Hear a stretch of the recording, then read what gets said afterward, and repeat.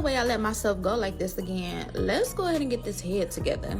So I'm gonna start off by taking these rusty crusty braids out my head, because ain't no way I kept these in for a month.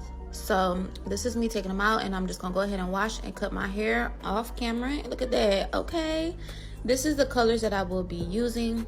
And y'all, don't mind my clothes. When I wash my hair, I got conditioner on my shirt, so yeah, it's giving crazy, but you know, we gonna get this together. So I'm gonna go in with my gem, part it out to where I want it. Hopefully I can get some small parts this time. It's so hard for me to like see in the back. Even though it look easy, it's not. I'm starting off wrong already. Look how big these parts is, but you know what, we just gonna go with the flow and make it do what it do, girl.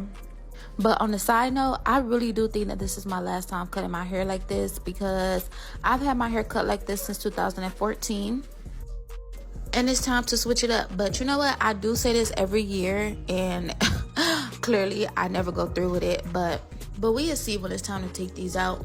I don't know why I'm doing this like I know what I'm doing. But one thing I do wish that I knew how to do was blend my hair into the braiding hair. I think this would have been fire with that. But y'all, I'm finished or whatever, so let's go ahead and get it cute. So right here I'm using this mousse and oil sheen just to get it prepared to put these flexi rods on there and dip it in some hot water. Now, I like the way these curls had came out, but y'all, they already failed, so I'm gonna have to redo this. But I really like the way this came out. Like, oh, I feel good. New character unlocked. Stop playing with me.